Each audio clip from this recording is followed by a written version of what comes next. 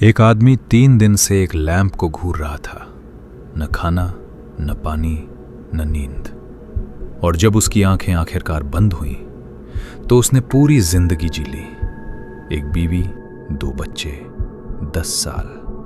और जब आंखें खुलीं, वो सड़क पर पड़ा था, खून से लथपथ। और वो 10 साल कहीं थे ही नहीं। मिडनाइट, राज। आज रात नींद मत लेना। अर्जुन शर्मा, उम्र 32 साल, लखनऊ का रहने वाला। एक साधारण आदमी, सरकारी नौकरी, छोटा सा किराए का मकान और एक पुरानी आदत, रात को देर तक जागना।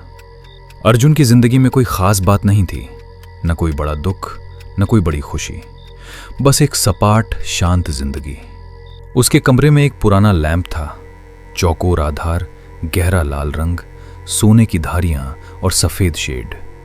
उसकी मां ने उसे दिया था जब वो पहली बार घर से निकला था। वो लैंप बस एक चीज थी, फर्नीचर। हमेशा से कमरे के कोने में रही, जब तक एक रात उसने उसे सच में देखा। मंगलवार की रात थी। अर्जुन काम से थका हुआ लौटा था, सोफे पर बैठा, चाय का कप हाथ में, और अचानक उसकी नजर उस लैंप पर पड़ी। कुछ गड़बड़ था। लैंप का आधार उल्टा लग रहा था। मतलब वो 3 में था, पर जैसे अंदर की तरफ धंसा हुआ हो, जैसे किसी ने पर्सपेक्टिव पलट दी हो, जैसे वो चीज एक साथ बाहर भी आ रही हो और अंदर भी जा रही हो। अर्जुन ने आंखें झपकाईं, फिर झपकाईं। लैंप वैसा ही था। उसने उठकर पास जाने की कोशिश की, पर पैर नहीं उठे। न डर था, न लकवा, बस जाने की जरूरत नहीं लगी। जैसे कुछ कह रहा हो, बैठो, देखते रहो। और वो देखता रहा।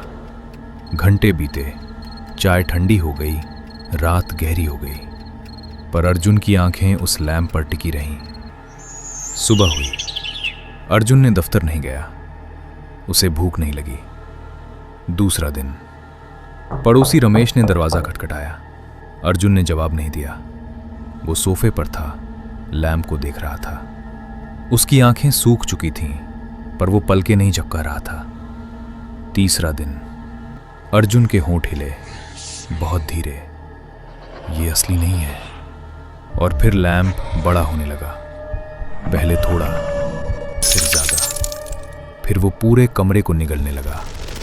लाल रंग फैला, दीवारें, छत, फर्श, सब लाल। और उस लाल में कुछ था, एक आकृति।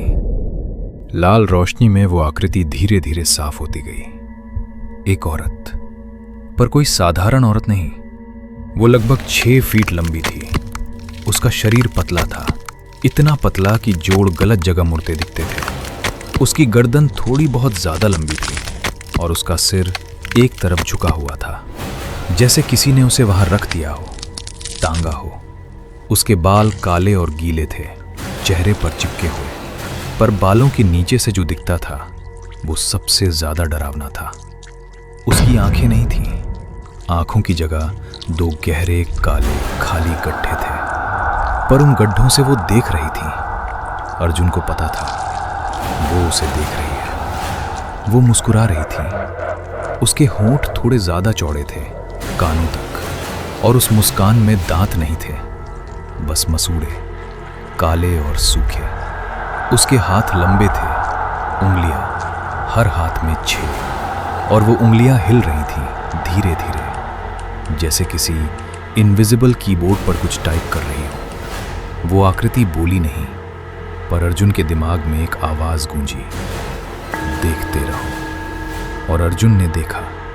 उसने देखा एक घर, एक सुंदर औरत जो उसे देखकर मुस्कुराती थी, एक बच्ची जो उसकी गोद में चढ़ती थी, एक बेटा जो हर सुबह उसके जाने से पहले उसे आंखें मलते हुए देखता था।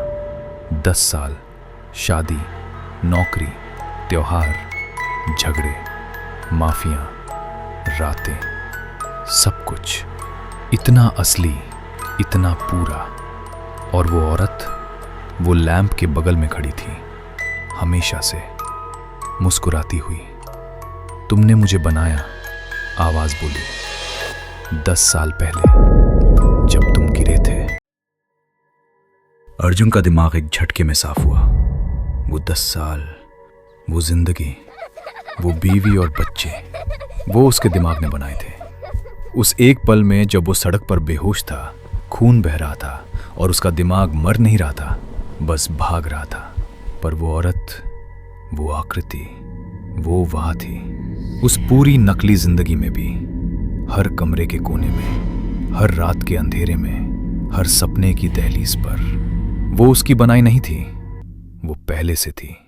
और उसने अर्जुन का दिमाग इस्तेमाल किया था, एक घर की तरह। 10 साल वो वहाँ रही। 10 साल उसने वो सब देखा जो अर्जुन ने सोचा, महसूस किया, चाहा।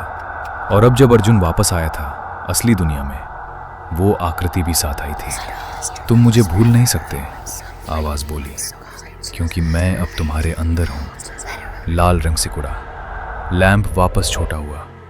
अर्जुन की आंखें खुली। वो सड़क पर था, लोग घेरे खड़े थे, कोई चिल्ला रहा था। एक पुलिस वाला उसे उठा रहा था। उसके मुंह से पहले शब्द निकले, मेरे दांत टूट गए हैं। 3 साल बाद अर्जुन ठीक था, या कम से कम ऐसा लगता था। उसने थेरेपी ली, दवाइयां खाईं, धीरे धीरे उस नकली जिंदगी का दुख पचाया। पर एक चीज थी, हर रात सोने से पहले उसे अपने कमरे के कोने में कुछ दिखता था। एक छोटा लड़का, 5 साल का, अर्जुन के बेटे जैसा, हमेशा नजर के कोने से, कभी सीधा नहीं। अर्जुन ने एक दिन उससे बात करने की कोशिश की। लड़के ने मुड़कर देखा। उसकी आंखों की जगह 2 काले गहरे गड्ढे थे और वो मुस्कुरा रहा था कानों तक। कुछ सपने मरते नहीं, वो बस इंतजार करते हैं।